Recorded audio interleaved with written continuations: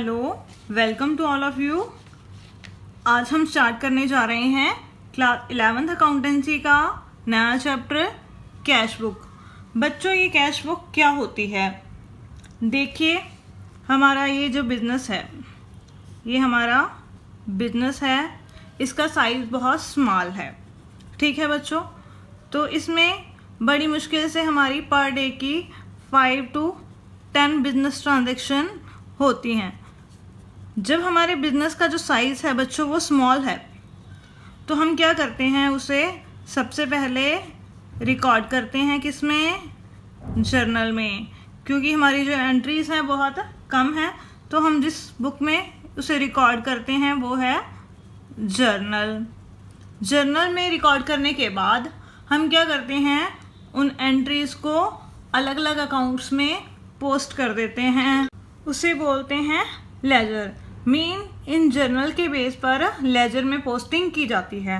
अब बच्चों, सपोज हमारे बिजनेस का जो साइज़ है वो स्मॉल ना रहे, हमारे जो बिजनेस का साइज़ है वो इंक्रीज़ हो जाए।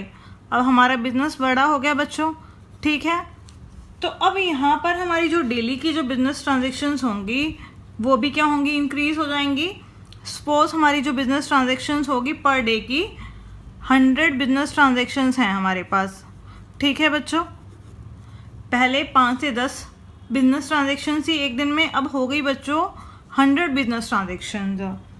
तो अब एंट्रीज क्या होंगी? बार बार होंगी। हम एक दिन में कितने बार परचेज करेंगे, कितने बार सेल करेंगे, कितने बार हम पेमेंट करेंगे, तो बार बार ये एंट्रीज होंगी। तो हमारे लिए मुश्किल हो जाएगी कि इनको सबसे पहले हम जर्नल में रिकॉर्ड करें, उसके बाद उनको लेजर में पोस्ट करें। तो बच्चों, फिर वहाँ पर हम ये रूल अप्लाई नहीं करते। हम जर्नल एंट्रीज पास करने की बजाय हम क्या करते हैं, अलग अलग कामों के लिए हम अलग अलग बुक्स प्रिपेयर कर लेते हैं। देखो, जैसे कैश के लिए अलग से बुक बना ली, कैश बुक। परचेज के लिए हमने अलग से बुक बना ली, सेल के लिए अलग से हमने बुक बना ली। बिजनेस ट्रांजैक्शन की नेचर के हिसाब से अलग अलग बुक्स तैयार कर लेते हैं। इन बुक्स को कहा जाता है बच्चों सब्सिडरी बुक, ठीक है। तो हमारी जो ये कैश बुक होगी बच्चों वो क्या होगी? सब्सिडरी बुक, जिसमें केवल कैश से रिलेटेड ही ट्रांजैक्शंस को रिकॉर्ड किया जाता है। Meaning of cash book: it is a subsidiary book used to record all the transactions relating to only cash receipts and cash payments। Means हमारी जो कैश बुक है वो एक सब्सिडरी बुक है जिसमें हम सिर्फ कैश से रिलेटेड जो ट्रांजेक्शन्स होती हैं उनको रिकॉर्ड करते हैं। अगर कोई कैश रिसीप्ट्स हुई हैं या हमने कैश की पेमेंट की है तो वो किस में रिकॉर्ड की जाती हैं बच्चों? कैश बुक में रिकॉर्ड की जाती हैं। Characteristics of cash book: cash book की क्या क्या कैरेक्टरिस्टिक्स हैं, मीन्स क्या विशेषताएं हैं इसकी? Only cash and bank transactions are recorded. इसमें केवल बैंक और कैश, इन दोनों से रिलेटेड जो ट्रांजेक्शन्स हैं बच्चों वो रिकॉर्ड करी जाती हैं। मीन इसमें जो हमारे पास इसके अलावा अगर कोई एंट्री है वो नहीं आएगी। सेकंड है credit transactions are not recorded into cash book. Mean इसमें क्रेडिट ट्रांजेक्शन रिकॉर्ड नहीं करी जाती। मीन जिन एंट्रीज का कैश से कोई लेना देना नहीं है, मीन जो कैश बुक को इफेक्ट नहीं करती, वो एंट्री इसमें नहीं आएंगी। Third, cash book performs the function of journal and ledger. जो हमारी कैश बुक है बच्चों वो जर्नल का काम भी करती है और लेजर का काम भी करती है। ये सबसे इम्पॉर्टेंट पॉइंट है हमारे पास। ये हमारी जर्नल का काम भी करेगी और लेजर का काम भी करेगी। क्यों करेगी? देखो बच्चों, जब बिजनेस का साइज हमारे पास छोटा था, जर्नल एंट्रीज रिकॉर्ड करते थे, उसके बाद हम लेजर में उसकी पोस्टिंग करते थे। लेकिन अब यहाँ पर डायरेक्टली हम क्या कर रहे हैं, जर्नल एंट्री करने की बजाय जो एंट्रीज हैं वो सीधी किस में पोस्ट कर रहे हैं बच्चों? कैश बुक में। मीन सबसे पहले जो एंट्री रिकॉर्ड हो रही है बच्चों वो कैश बुक में रिकॉर्ड हो रही है। यहाँ पर वो जो सबसे पहले एंट्री रिकॉर्ड हो रही है वो जर्नल में रिकॉर्ड हो रही है। तो इस वजह से ये हमारा जर्नल का काम भी करती है। सेकेंड, लेजर का काम कैसे करती है? जो एंट्रीज हम कैश बुक में पोस्ट कर देते हैं। उसके लिए हमें अलग से कैश अकाउंट बनाने की ज़रूरत नहीं पड़ती है। अब हम स्टार्ट करते हैं बच्चों types of cash book, mean रोकड़ बही के प्रकार। ये कैश बुक कितने प्रकार की होती है बच्चों? जो कैश बुक है वो हमारे पास 4 प्रकार की होती है। सबसे पहले है single column cash book, second है double column cash book, third है ट्रिपल कॉलम कैश बुक और फोर्थ है पैटी कैश बुक। सबसे पहले हम करेंगे सिंगल कॉलम कैश बुक क्या होती है बच्चों, जिसमें सिर्फ कैश से रिलेटेड जो ट्रांजैक्शंस हैं वही रिकॉर्ड करी जाती हैं। सिर्फ एक कॉलम होता है, इसमें बैंकिंग से रिलेटेड ट्रांजैक्शन रिकॉर्ड नहीं करी जाती, वो होती है हमारी सिंगल कॉलम कैश बुक। उसके बाद है डबल कॉलम कैश बुक। ये आगे हमारे पास 3 प्रकार की होती है। फर्स्ट है कैश एंड डिस्काउंट कॉलम वाली double column cash book, second bank and discount column वाली double column cash book, third है कैश एंड बैंक कॉलम वाली डबल कॉलम कैश बुक। बच्चों हमारे सिलेबस में कैश एंड डिस्काउंट कॉलम वाली और bank and discount column वाली cash book नहीं है। हम सिर्फ इस चैप्टर में कैश एंड बैंक कॉलम वाली डबल कॉलम कैश बुक के बारे में पढ़ेंगे। उसके बाद है ट्रिपल कॉलम कैश बुक, जिसमें हमारे पास 3 कॉलम्स होते हैं। 3 तरह की जो एंट्रीज हैं वो उसमें रिकॉर्ड करी जाती हैं, कैश से रिलेटेड, बैंक से रिलेटेड और जो डिस्काउंट है उससे रिलेटेड। वो हमारी कौन सी कैश बुक होती है बच्चों? ट्रिपल कॉलम कैश बुक, जिसमें कैश, बैंक और डिस्काउंट से रिलेटेड एंट्रीज रिकॉर्ड करी जाती हैं। फोर्थ है हमारे पास पैटी कैश बुक, इसे हम डिटेल में आगे इसी चैप्टर में पढ़ेंगे। तो सबसे पहले हम स्टार्ट करते हैं सिंगल कॉलम कैश बुक, ये कैसे बनाई जाती है। फर्स्ट है single column cash book.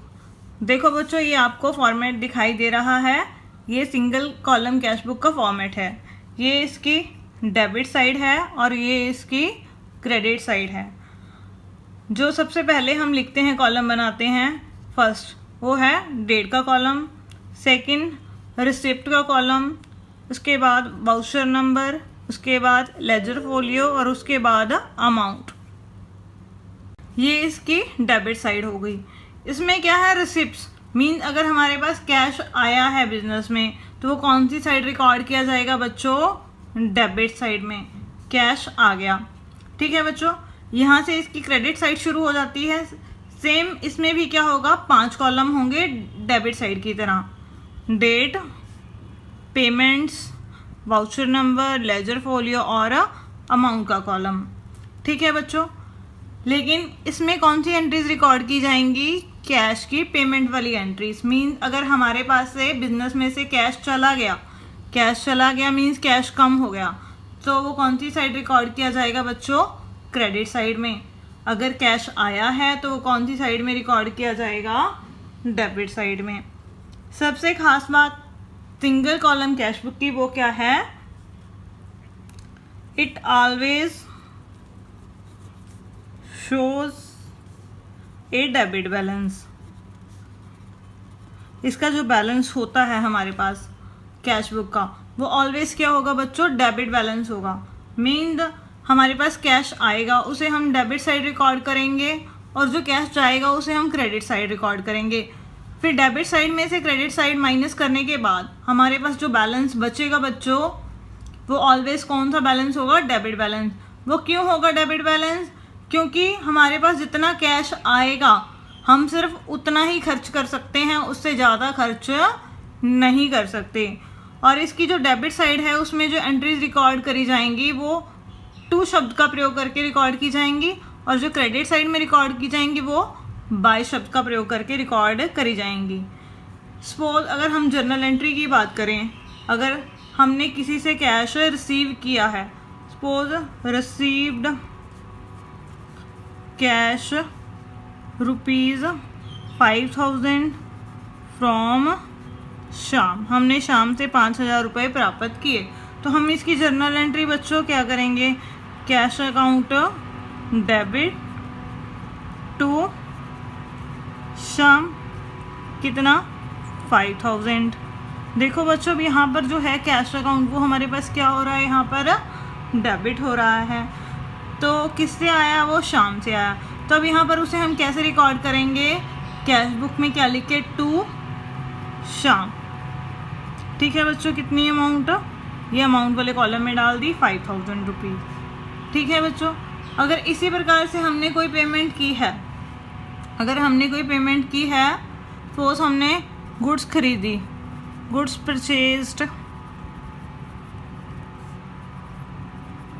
50,000 rupees की, तो एंट्री क्या होगी, परचेजेज अकाउंट डेबिट 50,000 से टू कैश अकाउंट 50,000 रुपीज़।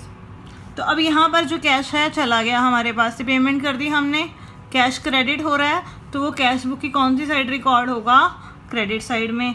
क्या लिख के, बाय परचेजेज अकाउंट 50,000।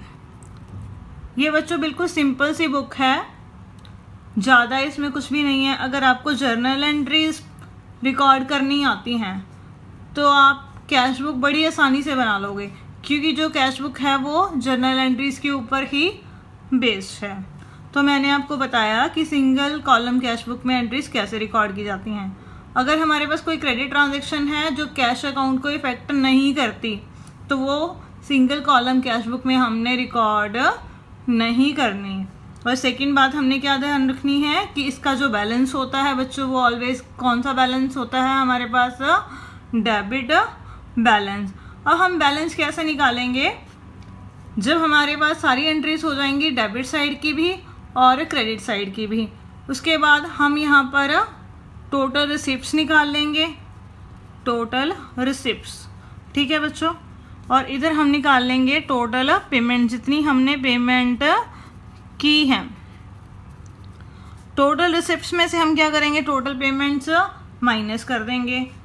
तो जो हमारे पास बैलेंस बच जाएगा बच्चों, वो क्या आ जाएगा हमारे पास, कैश का क्लोजिंग बैलेंस। उसे हम कैसे रिकॉर्ड करेंगे, by balance CD means carry down से लिखकर। जो हमारा यहाँ पर क्लोजिंग बैलेंस होगा बच्चों, वो नेक्स्ट मंथ का क्या हो जाएगा बच्चों, ओपनिंग बैलेंस हो जाएगा। तो अब हम इसके एग्जाम्पल शुरू करते हैं। सिंगल कॉलम कैश बुक हमने कैसे बनानी है, आपको अच्छे से इसका जो कंसेप्ट है वो क्लियर हो जाएगा। एग्जाम्पल फर्स्ट, ये हमारे पास क्वेश्चन दिया गया है, इसको मैंने एक साइड लिख लिया, और जो हमने कैश बुक बनानी है उसका परफॉर्मा मैंने एक साइड बना लिया। ये बच्चों कैश बुक की डेबिट साइड है यहाँ तक हमारे पास, और ये हमारे पास उसकी क्रेडिट साइड है। आपको मैंने कंसेप्ट में बता ही दिया है कि ये इसकी रिसीप्ट साइड होती है और ये उसकी पेमेंट साइड होती है। मींस कैश आता है तो वो कैश बुक की डेबिट साइड में आएगा, अगर कैश चला गया तो वो उसकी क्रेडिट साइड में आएगा। हमारे पास जो फर्स्ट एंट्री है 1 मार्च को, कमेंस्ड बिजनेस विद कैश, हमने बिजनेस शुरू किया है कैश से। कितने रुपीज़ से, 20,000 रुपीज़ से। बच्चों अब हम इसकी पहले जर्नल एंट्री पास करेंगे ताकि आपको कंसेप्ट अच्छे से क्लियर हो जाए। जो 1 मार्च की एंट्री दे रखी है उसकी जब हम जर्नल एंट्री करेंगे तो क्या करेंगे, बिजनेस हमने स्टार्ट किया है कैश से, तो कैश हमारे पास बिजनेस में आ गया, तो कैश अकाउंट बच्चों क्या हो गया हमारे पास, डेबिट हो गया। टू जो बिजनेस में इन्वेस्टमेंट आई है, ऑनर ने की है, उसे हम क्या बोलते हैं बच्चों, कैपिटल। तो ये बच्चों कितने की होगी, 20,000 रुपीज़ की। अब आप देखो इस जर्नल एंट्री में जो कैश अकाउंट है बच्चों वो क्या हो रहा है, डेबिट हो रहा है। तो इट मीन्स वो कैश बुक की कौन सी साइड में आएगा हमारे पास, डेबिट साइड में। कैश हमारे पास बिजनेस में आ गया, तो इसकी हम जर्नल एंट्री पोस्ट कर देंगे। अब मार्च 1 को क्या लिख के, टू कैपिटल अकाउंट, कितना आ गया, 20,000 रुपीज़। उसके बाद है 2 मार्च को हमने जो है गुड्स खरीदी हैं कैश में 5,000 रुपीज़ में। अगर हम इसकी जर्नल एंट्री पोस्ट करेंगे तो इसकी क्या एंट्री होगी, जब हमने गुड्स खरीदी होती हैं कैश में तो माल आ गया, purchases account debit to cash account, कितना, 5,000 रुपीज़।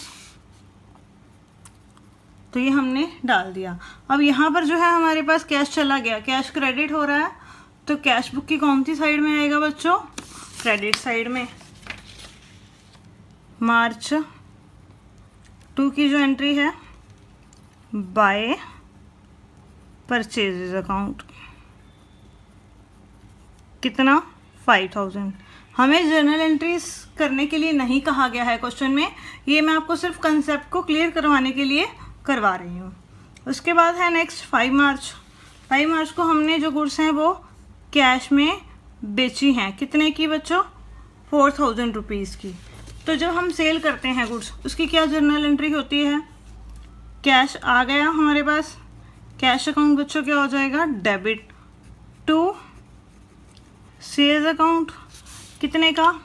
4000 रुपीज़ का। तो अब यहाँ पर बच्चों हमारे पास जो कैश है वो क्या हो रहा है? डेबिट हो रहा है। तो कैश आ गया बिजनेस में, तो वो कैश बुक की कौन सी साइड में आएगा? रिसीप्ट साइड में। 5 मार्च की एंट्री क्या लिख कर डालेंगे? टू सेल्स अकाउंट, कितना आएगा हमारे पास यहाँ पर? 4000 रुपीज़। उसके बाद है 10 March, goods purchase from Ravi on credit. हमने रवि से गुड्स खरीदी हैं उधार में, कितने की? 10,000 रुपीज़ की। जब हमने रवि से गुड्स खरीदी हैं तो गुड्स हमारे पास आ गई, तो परचेजेज अकाउंट क्या हो गया बच्चों? डेबिट हो गया। और देने वाला कौन है? रवि। क्रेडिट द गिवर, कितने की बच्चों? 10,000 रुपीज़ की। देखो बच्चों, अब इस एंट्री में ना तो कैश हमारे पास आया और ना ही गया, तो ये एंट्री कैश बुक में नहीं आएगी, क्योंकि इस एंट्री से कैश के ऊपर कोई भी इफेक्ट नहीं पड़ा। तो आपने ये चीज़ ध्यान में रखनी है, जब भी आपने कैश बुक बनानी है, जो क्रेडिट ट्रांजैक्शंस होती हैं वो कभी भी कैश बुक में रिकॉर्ड नहीं होती, और उनके रिकॉर्ड ना होने का कारण यही है कि इससे कैश अकाउंट के ऊपर कोई इफेक्ट नहीं पड़ा। ना कैश अकाउंट डेबिट हुआ है यहाँ पर, और ना ही कैश अकाउंट क्रेडिट हुआ है, तो इस वजह से इसे हम कैश बुक में पोस्ट नहीं करेंगे। इसके बाद है 13 मार्च को एंट्री पे टू रवि। हमने रवि को पे कर दिए 7000 रुपीज़, तो इसे हम जर्नल एंट्री में कैसे पोस्ट करेंगे? कैश चला गया हमारे पास से, तो to cash account credit word goes out, कितना? 7000 रुपीज़। लेने वाला कौन है? कैश, रवि। तो रवि का अकाउंट हमने बच्चों क्या कर दिया? डेबिट कर दिया, कितना? 7000 रुपीज़ से। अब कैश यहाँ पर चला गया, कैश क्रेडिट हो रहा है, तो अब ये कैश बुक की कौन सी साइड में आएगा बच्चों? क्रेडिट साइड में। क्या लिख के? बाय रवि। हमने उसको पेमेंट कर दी, कितने की? 7000 रुपीज़ की। उसके बाद है हमारे पास 15 मार्च को हमने कैश सेल करी हैं 8000 रुपीज़ की। कैश सेल करी हैं तो कैश आ गया हमारे पास, cash account debit to sales, कितने का बच्चों? 8000 रुपीज़ का। अब यहाँ पर कैश अकाउंट क्या हो रहा है बच्चों? डेबिट आ रहा है, तो इट मीन ये कैश बुक की कौन सी साइड में आएगा बच्चों? डेबिट साइड में। 15 मार्च को टू सेल्स अकाउंट, कितना? 8000। उसके बाद है हमने फर्नीचर परचेज किया इसी तारीख को, तो बच्चों इसकी जर्नल एंट्री क्या पास होगी? फर्नीचर आ गया, furniture account debit to cash account, cash हमारे पास से चला गया, कितने रुपीज़ का बच्चों? 6000 का। तो ये हो गया 6000 रुपीज़। अब कैश यहाँ पर क्या हो रहा है बच्चों? जर्नल एंट्री में क्रेडिट हो रहा है, कैश चला गया तो हमने पेमेंट कर दी, तो ये कैश बुक की कौन सी साइड में आएगा बच्चों? क्रेडिट साइड में आएगा हमारे पास। क्या लिख के? बाय फर्नीचर अकाउंट, कितना? 6000 रुपीज़।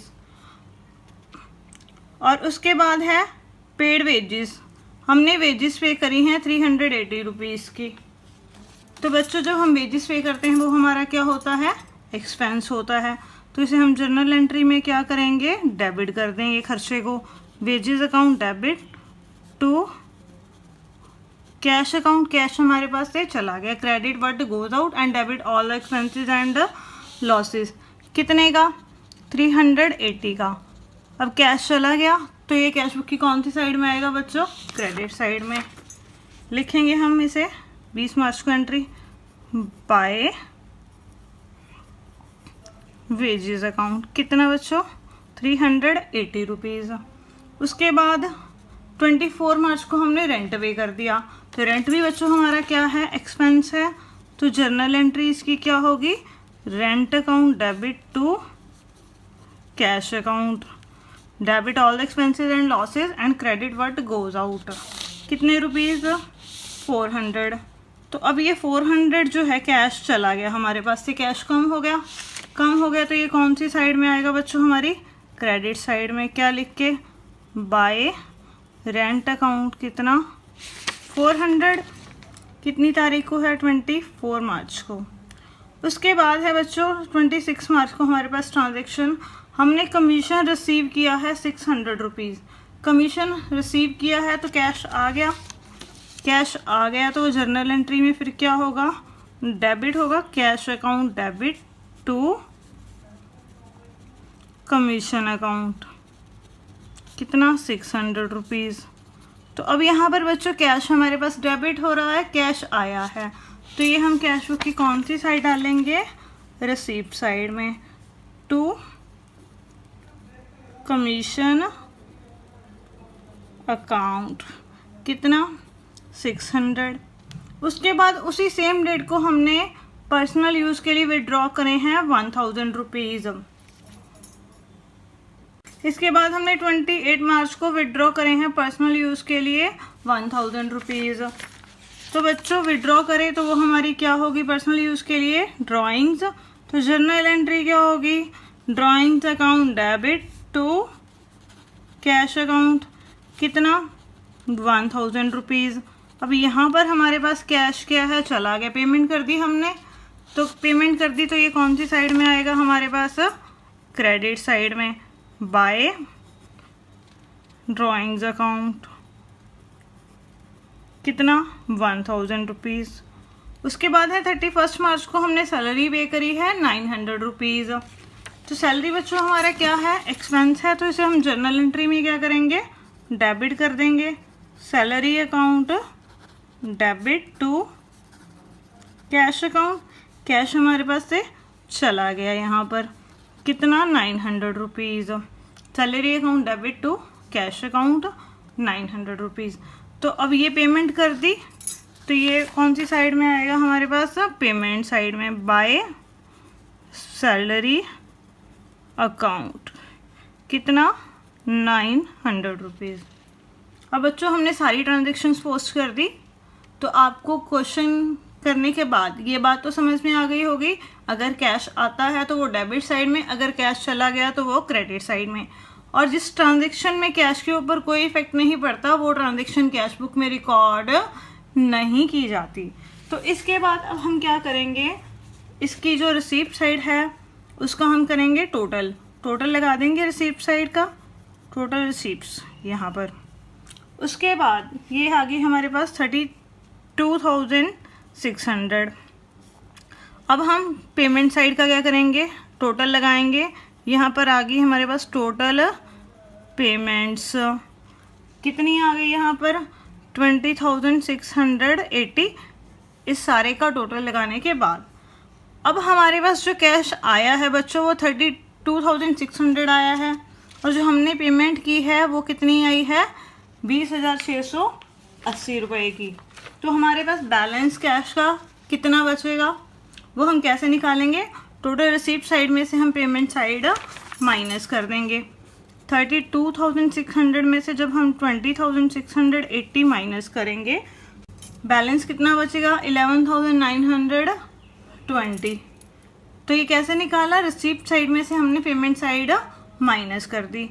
और एक चीज़ बच्चों आपने ये ध्यान में रखनी है कि हमारी जो सिंगल कॉलम कैश बुक है उसमें जो हमारी टोटल रिसीप्ट्स हैं और जो टोटल पेमेंट्स हैं, कभी भी रिसीप्ट्स हमारी पेमेंट से कम नहीं हो सकती। मीन्स आपका जो बैलेंस है वो पॉजिटिव बचेगा या जीरो बचेगा, नेगेटिव नहीं हो सकता, क्योंकि आपकी जो पेमेंट्स हैं वो रिसीप्ट से ज़्यादा नहीं हो सकती। जैसा हम रूटीन में करते हैं, अगर आपको 100 रुपये मिले हैं खर्चने के लिए तो आप 200 रुपये खर्च कर सकते हो? कभी नहीं। क्योंकि जितने आपके पास पैसे हैं आप उससे ज़्यादा खर्च नहीं कर सकते। तो इस वजह से हमेशा जो रिसीप्ट होंगी वो पेमेंट से ज़्यादा होंगी। अब जो बैलेंस निकाला है हमने कब, 31 मार्च को, रिसीप्ट में से पेमेंट माइनस करने के बाद, तो वो हम यहाँ पर लिख देंगे, क्या लिख के, by balance CD means carry down, कितना, 11,920। तो ये इसका टोटल भी हमारे पास आ गया 32,600, और इधर भी जो टोटल है बच्चों वो हमारे पास आ गया 32,600। जो ये हमारा 31 मार्च का जो बैलेंस है क्लोजिंग बैलेंस है, और जो 1 अप्रैल को हमारा जो बैलेंस होगा उसका क्या बन जाएगा, ये ओपनिंग बैलेंस। 1 अप्रैल को हम यहाँ पर इसे नोट कर लेंगे दोबारा से, टू बैलेंस ब्रॉट डाउन हमारा अप्रैल का ओपनिंग बैलेंस बन जाएगा ये। ठीक है बच्चों, इसी के साथ हमारा ये क्वेश्चन जो है वो कंप्लीट हो गया। अब हम शुरू करते हैं एग्जाम्पल नंबर 2। हमने विवेक रॉय की बुक्स में कैश बुक बनानी है। ये कैश बुक की डेबिट साइड हो गई बच्चों, और ये उसकी क्रेडिट साइड हो गई। ये इधर वाली यहाँ तक डेबिट साइड है और ये क्रेडिट साइड है, मीन ये रिसीप्ट साइड है और ये पेमेंट साइड है। अगर कैश आता है हमारे पास तो वो कौन सी साइड में आएगा, रिसीप्ट साइड में। अगर कैश चला गया तो वो कौन सी साइड में आएगा, पेमेंट साइड में। सबसे पहले हमारे पास 1 मार्च को कैश इन हैंड दिया गया है, कितना, 82,000। ये हमारा ओपनिंग बैलेंस है कैश का। ठीक है बच्चों, तो ओपनिंग बैलेंस है तो ये बैलेंस ऑलवेज क्या होता है, कैश बुक में कैश कॉलम का डेबिट बैलेंस होता है। टू बैलेंस BD कितना, 82,000 रुपीज़। जो सिंगल कॉलम कैश बुक है उसमें जो हमारे पास कैश का बैलेंस होता है वो कभी भी क्रेडिट नहीं हो सकता। क्यों नहीं हो सकता बच्चों, क्योंकि आपकी जो पेमेंट्स हैं कभी भी वो आपकी रिसीप्ट से ज़्यादा नहीं हो सकती। सेकंड है 5 मार्च को हमने गुड्स परचेज की हैं 20,000 रुपीज़ की। बच्चों गुड्स खरीदी हैं, यहाँ पर पार्टी का नेम नहीं दिया गया कि हमने किससे खरीदी हैं, और ना ही हमें ये दिया गया है कि हमने कैश में खरीदी हैं या नहीं। तो जब गुड्स बच्चों परचेज करी हैं इस तरीके से दिया हो, पार्टी का नेम ना हो, तो वो हमारी कैश ट्रांजैक्शन होती है। क्योंकि अगर हमने क्रेडिट में गुड्स खरीदी होंगी तो पार्टी का नेम यहाँ पर हमारे पास ज़रूर दिया गया होगा। तो ये गुड्स खरीदी हमने कैश में, तो कैश चला गया तो कौन सी साइड में आएगा बच्चों, पेमेंट साइड में। तो मार्च 5 की हमने एंट्री कर दी बाय परचेज अकाउंट, कितने, 20,000 रुपीज़ से। ठीक है बच्चों, उसके बाद है 10 मार्च को हमारे पास ट्रांजैक्शन दे रखी है, हमने गुड्स परचेज करी हैं गणेश से 40,000 रुपीज़ की। अब देखो बच्चों, अब यहाँ पर गणेश का नाम दे रखा है और फॉर कैश वगैरह कुछ भी नहीं लिखा हुआ, तो इट मीन ये कौन सी ट्रांजैक्शन होगी, हमारी क्रेडिट ट्रांजैक्शन। और जो क्रेडिट ट्रांजैक्शन होती हैं वो कभी भी कैश बुक में रिकॉर्ड नहीं की जाती। क्यों नहीं की जाती, क्योंकि इससे कैश के ऊपर कोई इफेक्ट नहीं पड़ता, ना कैश आया है और ना कैश गया है। इसके बाद है 15 मार्च को हमने गुड्स परचेज की हैं लक्ष्मी से इन कैश, कितने की, 50,000 रुपीज़ की। अब देखो बच्चों, यहाँ पर स्पेसिफिक दे रखा है कि कैश में खरीदी हैं, तो इट मीन यहाँ से हमारे पास कैश चला गया, कितने का, 50,000 रुपीज़ का।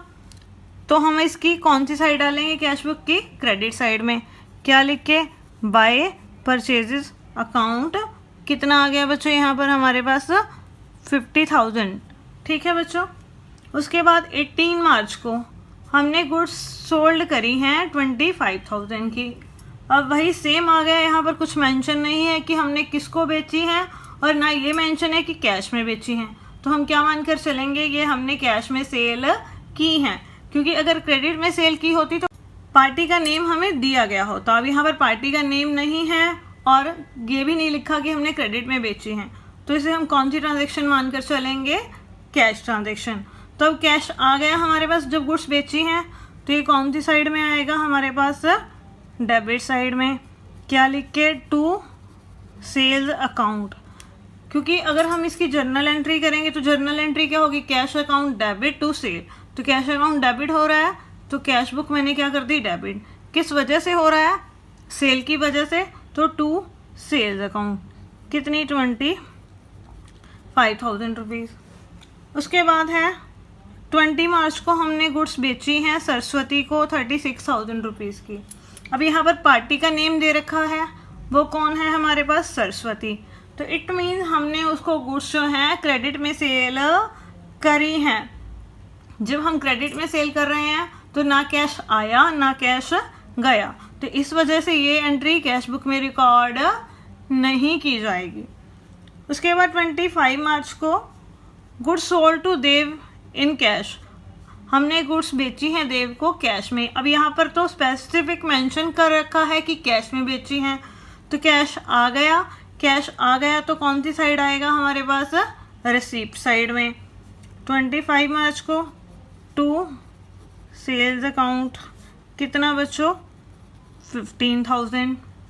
उसके बाद है 28 मार्च को रिसीव फ्रॉम सरस्वती, सरस्वती से हमें कैश रिसीव हुआ कितना, 30,000। कैश अब आया है, रिसीव हुआ है, तो कौन सी साइड आएगा, डेबिट साइड में। टू सरस्वती कितने का, 30,000 रुपीज़ का। उसके बाद है 31 मार्च को जो सैलरी है ऑफिस क्लर्क को वो पे की गई है 10,000। अगर हम इसकी जर्नल एंट्री सोचें तो वो क्या बनेगी, salary account debit to cash account. Cash चला गया तो पेमेंट कर दी, तो ये कौन सी साइड में आएगा, पेमेंट साइड में। 31 को बाय सैलरी अकाउंट कितने का आ गया बच्चों, ये 10,000 रुपीज़ का।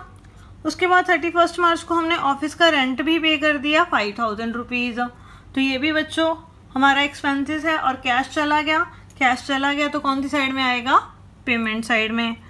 क्या लिख के, बाय ऑफिस रेंट अकाउंट कितना, 5,000 रुपीज़। देखो बच्चों अब सारी ट्रांजेक्शन जो थी हमने वो पोस्ट कर दी। इसके बाद हम क्या करेंगे, दोनों साइड्स का टोटल लगा लेंगे और यहाँ पर हम लगाएंगे टोटल रिसीप्ट्स हमारी कितनी हैं।